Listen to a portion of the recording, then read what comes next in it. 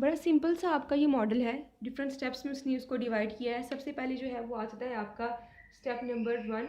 तो step number 1 जो है वो वैसा ही है जो कि हमने कांस्टेंट ग्रोथ मॉडल में किया था। क्वेश्चन में वो आपको देगा डी नॉट। आपने क्या करना है, जो आपका इनिशियल ग्रोथ पीरियड होगा, जैसे कि मैं आपको पहले समझा रही थी कि आपके पास दो ग्रोथ रेट्स होंगे, एक होगा G1, एक होगा G2।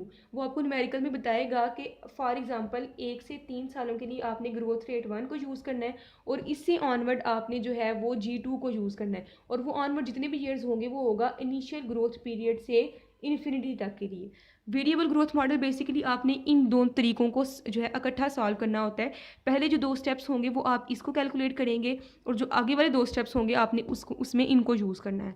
इन सब को छोड़िए, अभी हम स्टेप नंबर 1 स्टार्ट करते हैं कि D1 आपके पास given, sorry D not given होता है। आपने D1, D2 और D3 की वैल्यू को खुद कैलकुलेट करना है, क्योंकि मैं आपको अभी बता रही थी, अभी हमने कंसिडर किया है कि पहले 3 सालों के लिए उसने G1 दिया है। मैं सिर्फ आपको समझा रही हूँ, हो सकता है कि वो 2 सालों के लिए G1 दे, हो सकता है वो 3 सालों के लिए दे। तो यहाँ पर मैंने कंसिडर किया कि वो 3 सालों के लिए ग्रोथ रेट उसने सेम रखा है।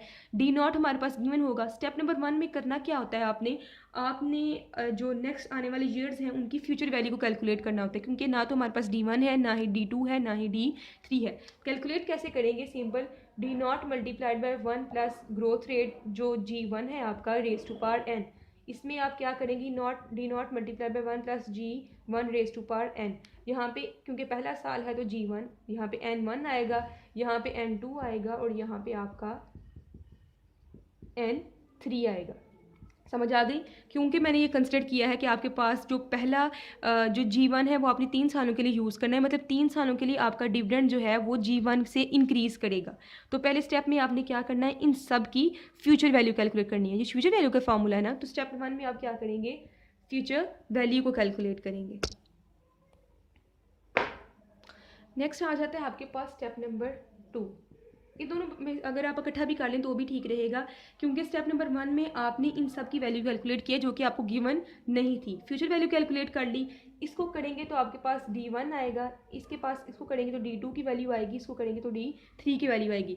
स्टेप नंबर 2 में आपने क्या करना है, जितने भी डिविडेंड गिवन है आपने इनकी क्या कर लेनी है, प्रेजेंट वैल्यू कैलकुलेट कर लेनी है। मैंने पहले आपको कॉन्स्टेंट ग्रोथ में और जो जीरो ग्रोथ मॉडल है उसमें मैंने आपको बताया है कि किसी भी फ्यूचर कैश फ्लो की जब आप प्रेजेंट वैल्यू को कैलकुलेट कर लेते हैं तो आपके पास स्टॉक की वैल्यू आ जाती है। तो डिविडेंड आपके पास क्या है, फ्यूचर कैश फ्लो। इसकी प्रेजेंट वैल्यू आप कैसे कैलकुलेट कर लेंगे, सिंपल, जो आपके पास आंसर आया है D1 का, उसको डिवाइड कर देंगे RS के साथ, इसको D2 को डिवाइड कर देंगे RS के साथ, और D3 को डिवाइड कर देंगे RS के साथ। इससे होगा कि आपके पास इन सब की प्रेजेंट वैल्यू आ जाएगी।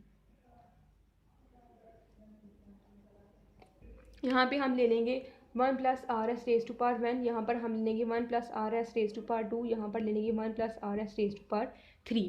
अब गर्ल्स जो है इन सब को करने के बाद आपके पास इनकी क्या आ जाएगी, प्रेजेंट वैल्यू आ जाएगी। इन तीनों को जब आप ऐड कर लेंगे, इनके जो आंसर्स होंगे आप उन सबको क्या करेंगे, ऐड। तो आपके पास जो वैल्यू आएगी P नॉट होगी बिफोर इनिशियल ग्रोथ पीरियड।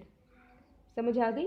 आपके पास स्टॉक की वैल्यू आएगी जो कि किसके इक्वल होगी, present value of all future cash flows before initial growth period. उसके बाद हम स्टेप नंबर 3 करेंगे। स्टेप नंबर 3 में हम क्या करते होते हैं, जो इनिशियल ग्रोथ पीरियड के बाद वाली वैल्यू आती है ना, इनिशियल ग्रोथ पीरियड के बाद वाले ईयर्स होते हैं उनके लिए हम कैलकुलेट करते हैं अपने वैल्यू को, और फिर हम बाद में ऐड कर देते हैं।